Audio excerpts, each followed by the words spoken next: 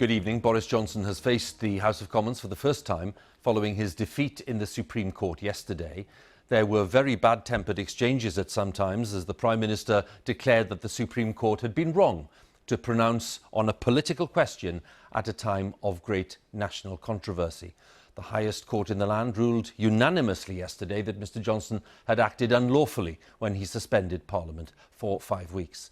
The Prime Minister rejected Labour calls for him to resign and then challenged the opposition parties to agree to a general election. We start with our political editor, Laura Kuensberg. To lead often is to be alone. Boris Johnson on the tarmac clutching his red box of business. It was Boris Johnson's decision to suspend Parliament, found against the law. Boris Johnson racing back from New York to face MPs' anger. But on this dangerous road, the Prime Minister chose tonight to whip up the rancour himself. Statement, the Prime Minister. No regret, no remorse. Absolute. The judge's ruling yesterday. It is absolutely no disrespect to the judiciary to say I think the court was wrong to pronounce on what is essentially a political question. He chose attack as the best form of defence rather than give answers, goading the opposition to bring him down. Out of sheer selfishness and political cowardice, members opposite are unwilling to move aside and give the people a say. We will not betray the people who sent us here. We will not.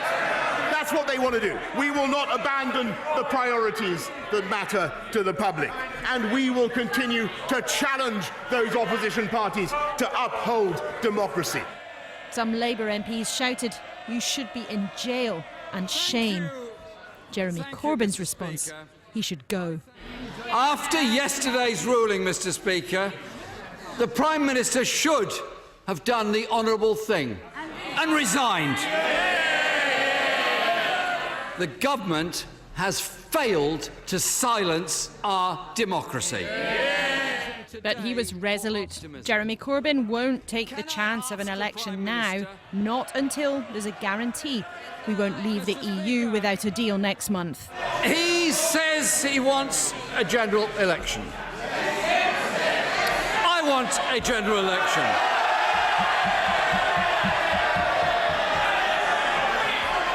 It's very simple. If you want an election, if he wants an election, get an extension and let's have an election. But there were verbal punches back. He can't control his own party. He can't decide whether he's for leave or for remain. He's being held captive by his colleagues. The electorate are being held captive by this zombie parliament and this zombie opposition. And he wants the entire country to be held captive in the EU after October the 31st at a cost of more than £1 billion a month. We say no. I say no. Let's get Brexit done and let's take this country forward.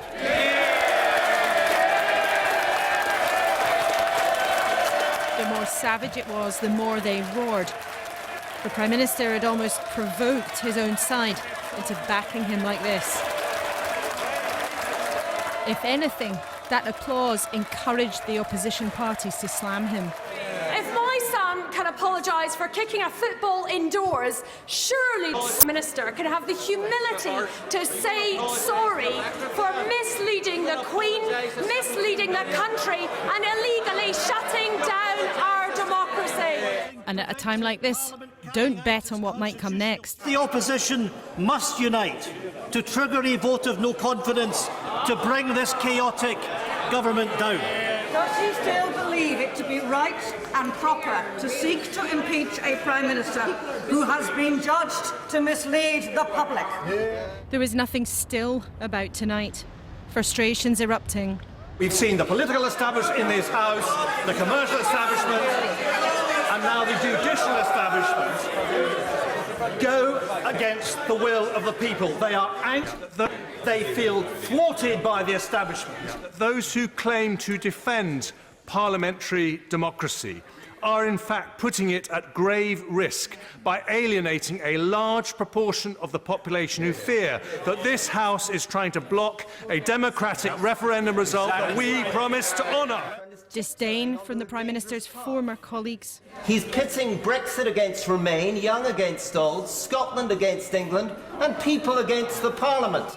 And maybe fear too. Many of us in this place subject to death threats and abuse every single day.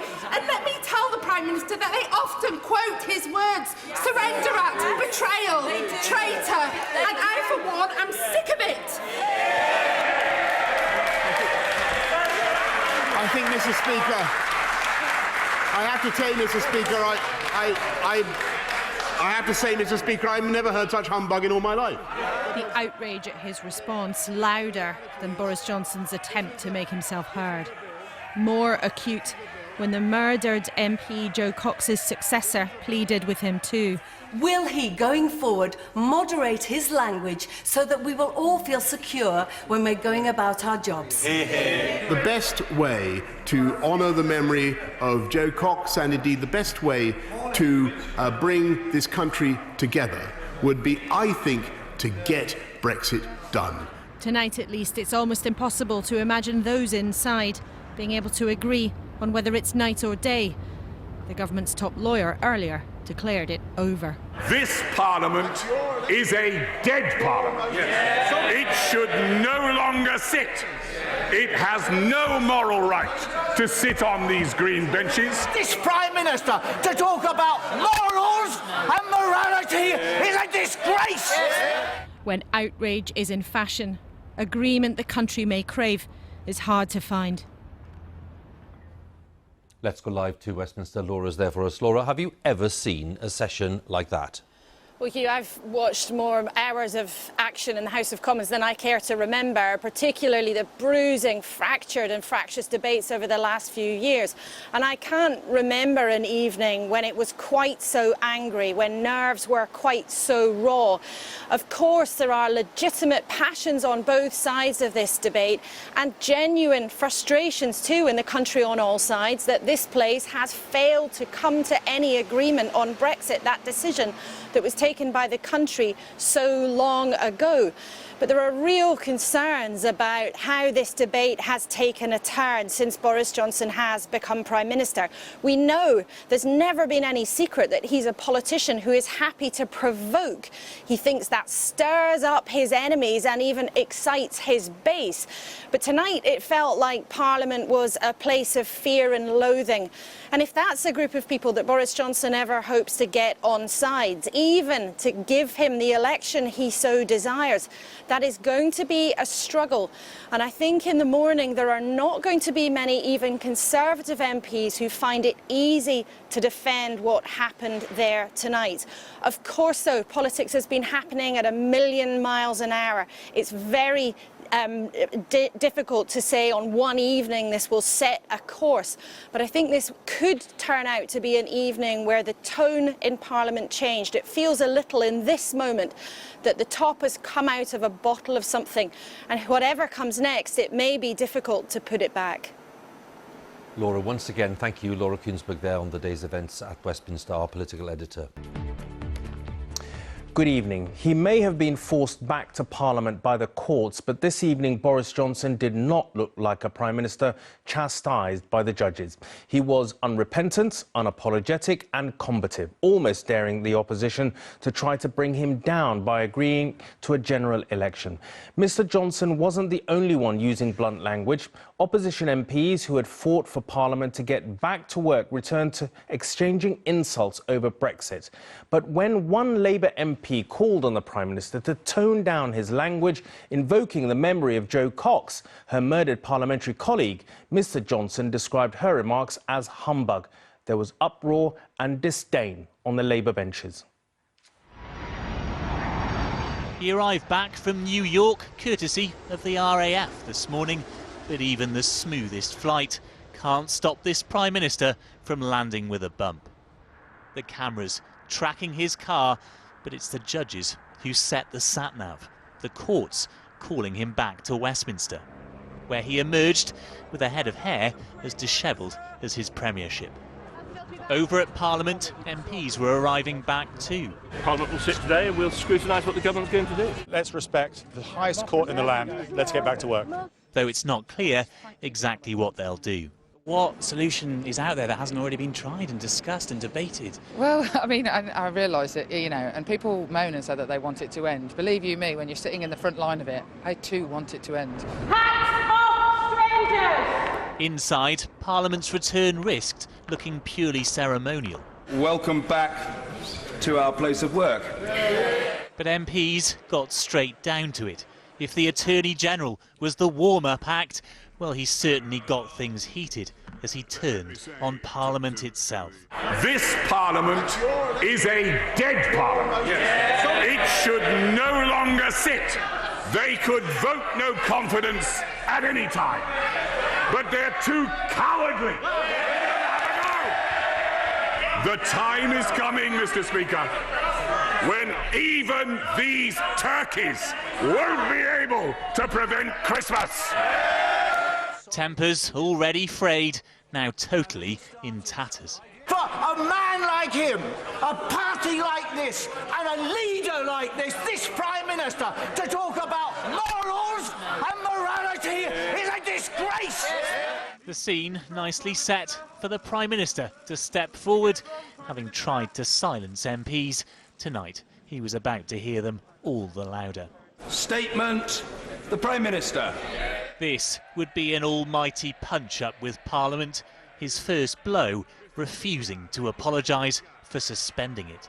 It is absolutely no disrespect to the judiciary to say I think the court was wrong to pronounce on what is essentially a political question. Offering no guarantees, he won't just prorogue Parliament again. Tonight, he egged on the opposition to bring him down. They have until the House rises today to table a motion of no confidence in the government.